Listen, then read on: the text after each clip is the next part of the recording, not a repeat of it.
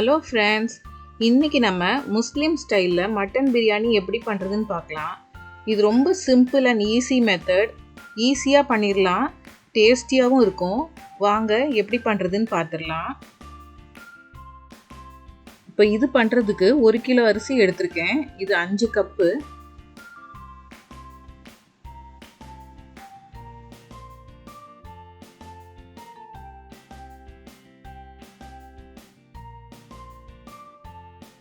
இப்போ ஒரு குக்கரில் நெய் ஒரு 50 கிராம், அதோட நம்ம சமையல் எண்ணெய் 50 கிராம் சேர்த்துக்கலாம்.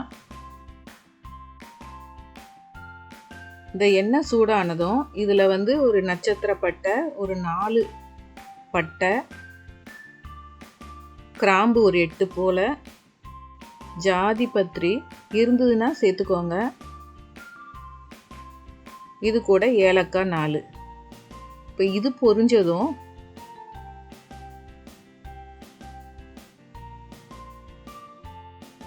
ஒரு 1/4 கிலோ வெங்காயம் எடுத்திருக்கேன்.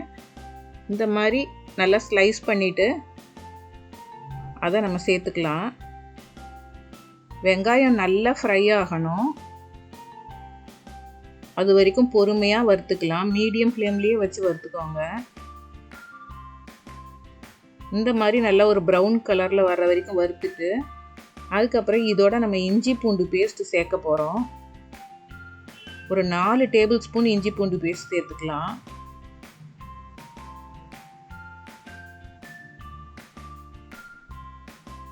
இப்போ இந்த இஞ்சி பூண்டு பேஸ்ட் நல்லா பச்சை வாடை போகிற அளவுக்கு நல்லா வதக்கிக்கணும். இந்த ஈரம் எல்லாம் போய் கீழே ஒட்டுற அளவுக்கு வரும். அந்த நேரம் நீங்கள் பார்த்தீங்கன்னா நல்ல ஒரு ஸ்மெல் நல்ல பச்சை வாடை போயிடும்.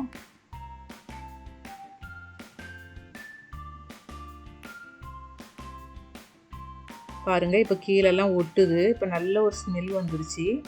இந்த அளவுக்கு நல்லா வறுத்து எடுத்துக்கோங்க.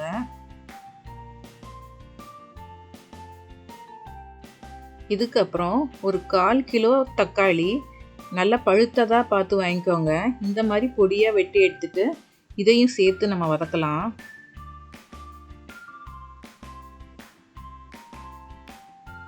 நல்லா கூல் ஆகிற வரைக்கும் நல்லா இந்த மாதிரி வதக்கிக்கோங்க.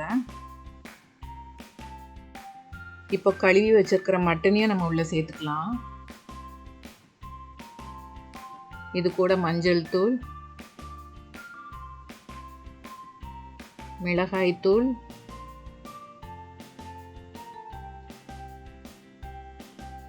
பச்சை மிளகாய், இதெல்லாம் உங்கள் காரத்துக்கு ஏற்ற மாதிரி சேர்த்துக்கோங்க.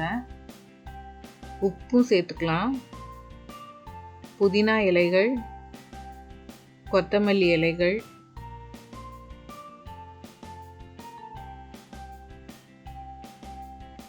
இப்போ இதெல்லாம் நல்லா மிக்ஸ் பண்ணி விட்டுக்கலாம்.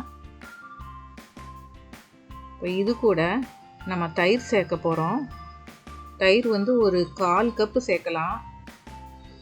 மட்டன் நல்லா சாஃப்டாக வேக வைக்கிறதுக்கு இந்த தயிர் உதவும்.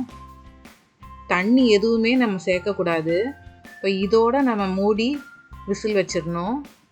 ஒரு 4 விசில் வரட்டும். உங்கள் குக்கருக்கு எப்படி தேவையோ அதே மாதிரி விசில் விட்டு வேக வச்சு எடுத்துக்கோங்க. இப்போ ஒரு பாத்திரத்தில் நல்லா தண்ணி வச்சு அது கொதித்ததும் நம்ம ஊற வச்சுருக்கிற பாஸ்மதி ரைஸை உள்ளே சேர்த்து உப்பும் சேர்த்து நல்லா வேக வச்சு வடித்து எடுத்துக்க போகிறோம்.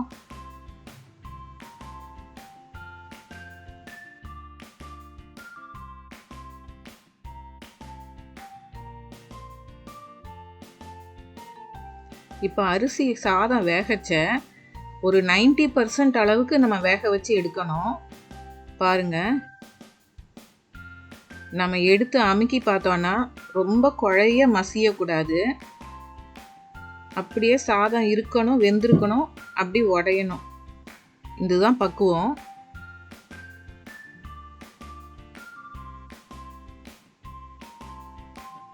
பாருங்க, குழையலை, ஆனால் அமுக்குனா லேசாக உடையுது. இதோட நம்ம வடித்து எடுத்துக்கலாம்.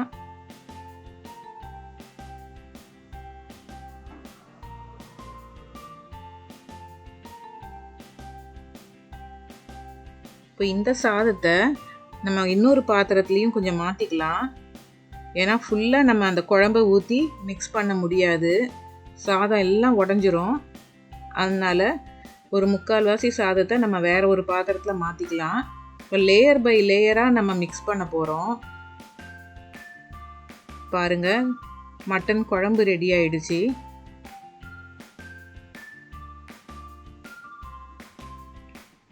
இப்போ இந்த குழம்பு சாதம் மாற்றி மாற்றி ஒரு லேயராக போட்டு நம்ம மிக்ஸ் பண்ணணும். மீதி இருக்கிற அந்த 10% தம்மில் வேக வச்சுருவோம்.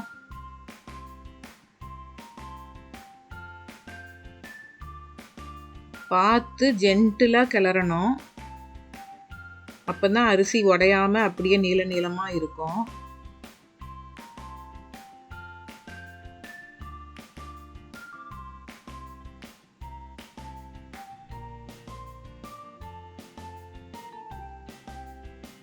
இப்போ அடுத்த ஒரு லேயர் சாதம் குழம்பு.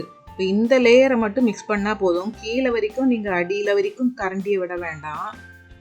மேலாக அப்படியே கிளறி மிக்ஸ் பண்ணிக்கோங்க.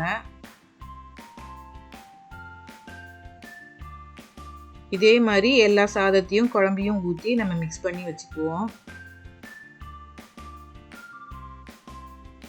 இப்போ பாருங்கள், தம் வச்சிடலாம்.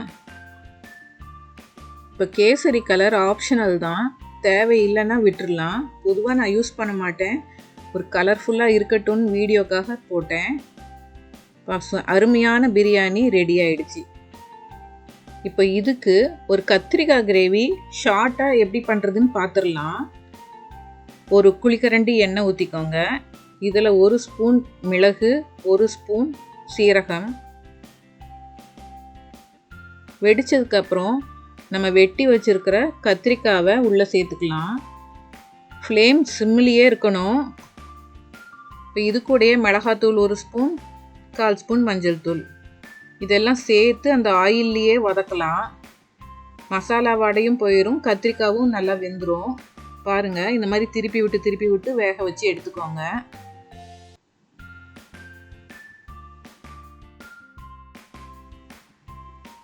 கத்திரிக்காய் 3/4 வெந்ததும் இது கூட ஒரு 2 தக்காளி, 2 வெங்காயம் அரைச்சி பேஸ்ட்டாக இந்த மாதிரி சேர்த்துக்கோங்க. இப்போ இது கூட சேர்ந்து ஒரு 5 நிமிஷம் வேகட்டும்.